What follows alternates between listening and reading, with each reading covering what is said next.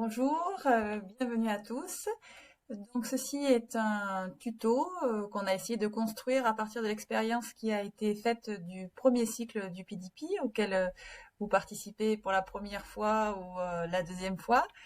Et donc on a essayé de faire cette petite vidéo pour tenter de vous soutenir d'un point de vue technique dans l'enregistrement d'une vidéo à partir d'un PowerPoint qu'on vous aura remis ou d'un PowerPoint que vous aurez créé en tant qu'expert, facilitateur sur un des modules du PDP. Alors, je vous ai préparé une petite présentation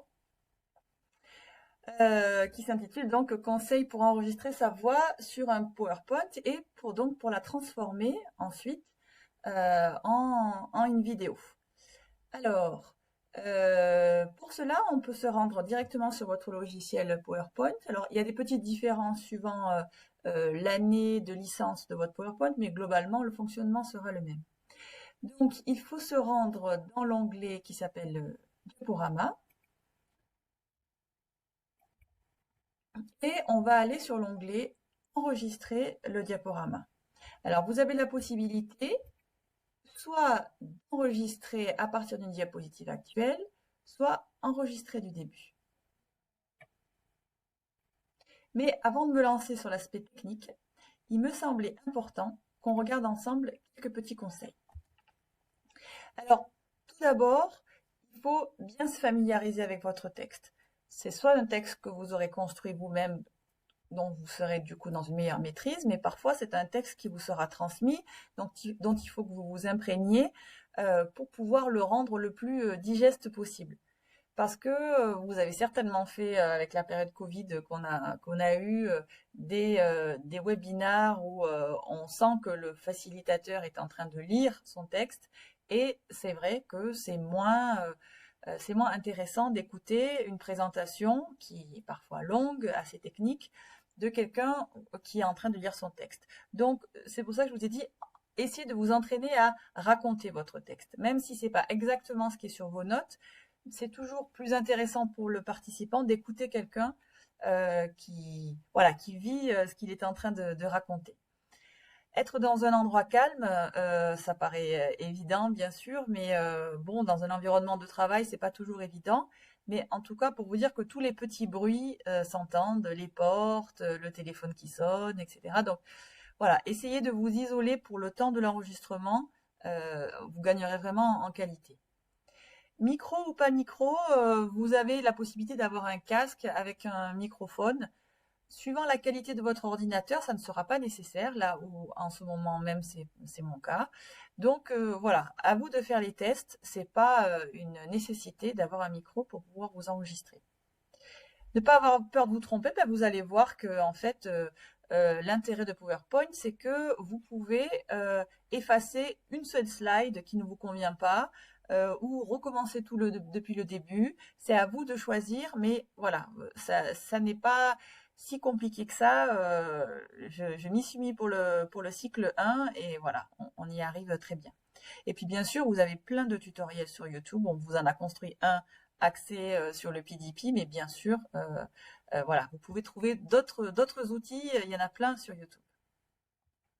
Alors voilà, on va essayer de commencer du coup une démonstration de comment on va pouvoir enregistrer. Alors je vais retourner donc sur l'onglet diaporama que je vous ai dit tout à l'heure et on va aller dans enregistrer le diaporama. Comme je vous disais, on peut le faire à partir du début comme à partir d'une diapositive particulière. Alors moi je vais me mettre dans une perspective de début d'enregistrement. Donc je vais enregistrer du début. Donc j'ai la première slide que je vous avais montré tout à l'heure. Donc, je vais me mettre en situation concrète dans laquelle vous pouvez vous retrouver. Et donc pour lancer l'enregistrement, je vais avoir cet onglet rouge qui apparaît. Ici, vous allez avoir les notes que vous vous êtes préparées. Alors, le défaut, je trouve, de ces présentations, c'est que les notes sont quand même assez petites. Moi, il y avait des moments où j'avais beaucoup de choses à lire, c'était pas si évident. Alors, vous pouvez grandir là le texte, mais du coup, qui va être partiel. Ou une autre technique qui a pu nous être donnée lors des précédents enregistrements, c'est d'avoir un autre ordinateur qui est dédié uniquement à l'enregistrement de vos notes. Donc vous avez vos notes qui apparaissent en gros et un autre ordinateur sur lequel vous enregistrez. Sachant que on va parler de la caméra, il n'est pas nécessaire que votre caméra soit tout le temps allumée. Donc les participants ne vous voient pas forcément consulter vos notes. Alors, vous avez la possibilité d'utiliser des stylets ici pour mettre un pointeur, pour attirer l'attention sur quelque chose ou pour surligner un passage dans le texte si vous en avez besoin. Ou voilà, vous pouvez entourer un passage qui vous paraîtrait à pointer. Donc, pour revenir à la question de la caméra, il paraît pertinent en fait de faire apparaître simplement au début de votre présentation votre visage pour vous présenter, pour donner aussi voilà, plus d'interactivité et un côté plus humain aussi à cette présentation. Bien sûr, après, ça ne sera pas nécessaire de le poursuivre, mais au début et à la fin, c'est une recommandation, un conseil qu'on peut vous donner. Donc, pour la faire apparaître, je suis sur cette icône pour éteindre et rallumer. Donc, c'est très simple. J'ai vu les notes, j'ai vu l'enregistrement.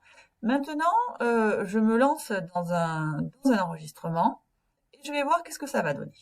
Comment je sais que ça enregistre? Parce que lorsque j'appuie sur le rouge, j'ai ces chiffres-là qui apparaissent. Voilà, à partir de maintenant, je suis en train de m'enregistrer, j'ai le chronomètre qui commence à apparaître. J'ai la possibilité de mettre pause, si j'ai besoin de retrouver mes notes ou quoi que ce soit, et de repartir. Je peux continuer mon enregistrement. Bonjour, bon après-midi, bonsoir, quel que soit le moment où vous nous écoutez pour cet enregistrement. Comme vous avez pu le découvrir, le sujet de cette formation est basé sur le principe 10, etc., etc. J'ai besoin de voir si ça a fonctionné. Je mets fin. Je vais avoir la possibilité de me relire.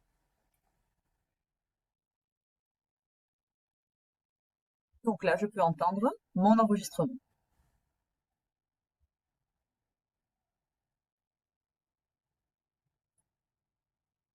Voilà, alors je m'aperçois que finalement ce slide, ça me plaît pas. J'ai envie de le reprendre. Donc qu'est-ce que je mets? Je mets fin. Je peux tout simplement enregistrer directement par-dessus et ça va automatiquement effacer mon enregistrement.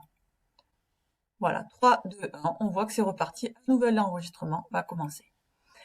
Alors, comment je sais que j'ai un audio qui s'est enregistré? Vous voyez, je vais avoir ça qui apparaît, qui me montre qu'il y a un enregistrement qui a été fait sur cette slide. Donc, mon conseil, c'est de vraiment avancer au maximum dans vos présentations. Vous continuez votre slide, vous le laissez défiler. Si à un moment donné, dans une slide, vous cafouillez, vous perdez vos notes, vous avez l'impression que vous n'êtes pas clair, vous allez pouvoir enregistrer uniquement la slide sur laquelle vous vous êtes trompé. Ça n'effacera pas les précédentes sur lesquelles vous allez parler. Donc ne vous inquiétez pas, si à un moment donné vous bafouillez, ça ne veut pas dire que vous allez devoir reprendre tout votre enregistrement, mais uniquement la slide sur laquelle vous voulez retravailler. Bien, donc vous avez terminé votre enregistrement. Donc, je vais pouvoir sortir de mon PowerPoint. Donc, je vais bien m'apercevoir, c'est une façon de vérifier que j'ai bien mon enregistrement. Si ce petit icône n'apparaît pas, attention, il va falloir vérifier quand même la présentation si elle est bien présente. Dans les conseils que je peux donner également, c'est de vérifier toujours la qualité de son de votre enregistrement. Il y a eu des fois où sur certains enregistrements, on avait des sons très faibles ou à peine audibles. Donc vérifiez quand même cette dimension-là. C'est pas anodin si on doit vous écouter pendant 30 minutes. Alors, vous avez terminé d'enregistrer l'ensemble de vos slides. Vous avez vérifié que le son est bien présent sur chacune des slides. Il est maintenant temps d'enregistrer votre PowerPoint pour le transformer en vidéo. Alors, comment s'y prendre? Alors, ça dépendra des versions. Il y a des fois où vous allez avoir l'onglet qui va apparaître ici. La version que j'ai, je dois revenir en arrière, Fichier, et je dois aller dans l'onglet Exporter. Donc, on va me proposer plusieurs possibilités, mais moi, je vais vouloir créer une vidéo. Et je vais devoir choisir, alors Full HD, c'est vraiment pour des qualités très importantes, pour faire des films, etc. Nous, ce sont des vidéos, et ça prend beaucoup de place, c'est un fichier qui va être très lourd. Donc, je vous conseille plutôt de vous mettre en HD. Et une fois que j'ai bien enregistré mon PowerPoint, je vais pouvoir créer la vidéo. Donc, on va me proposer un nom pour cette vidéo. Alors, à vous d'appeler le principe 10, par exemple, sur lequel moi je vais travailler. Et je vais l'enregistrer et on voit que vous êtes bien enregistré sous format vidéo. Et là, ça va se lancer. Je vais voir apparaître en bas de mon écran la création de la vidéo. Alors, si vous êtes sur des slides enregistrés de plus de 30, c'est souvent le cas dans les modules, vous allez voir suivant votre connexion Internet aussi que c'est quelque chose qui peut prendre beaucoup de temps. Là, mon fichier est très petit, donc ça va être rapide. Hein. Donc là, une fois que mon fichier est terminé, je vais pouvoir l'envoyer généralement par WeTransfer, puisque c'est un fichier qui va être très lourd. Hein, donc, vous aurez certainement recours à cela. On nous a posé aussi la question si vous êtes amené à co-faciliter. Vous allez devoir vous partager l'animation de ce diaporama et dans la majorité des cas, vous n'allez pas être ensemble au moment de l'enregistrement. Il faudra donc s'arrêter à l'étape précédente, c'est-à-dire j'ai enregistré, par exemple, j'interviens moi de la slide 3 à la slide 6 et ensuite ma collègue va continuer l'enregistrement. Donc je n'ai pas à exporter au format vidéo puisque une fois que la vidéo est enregistrée, je ne peux plus bien sûr réenregistrer dessus. Donc si je dois co-faciliter avec quelqu'un, je vais m'arrêter à l'enregistrement audio comme ça, comme on a dit. Je vais l'enregistrer tout simplement en version PowerPoint et je vais pouvoir envoyer ensuite au collègue qui va compléter, qui va co-faciliter ce PowerPoint. Je vais lui envoyer un fichier PowerPoint classique sur lequel figurera les enregistrements. Et c'est lui, une fois qu'il aura terminé ses enregistrements, qui exportera la vidéo pour la finaliser. Voilà, je pense qu'on arrive pas très loin de la fin. Dernier conseil, les dernières vérifications, on les a dit tout à l'heure, écoutez-vous. Vraiment, c'est très important, c'est très important de vous écouter.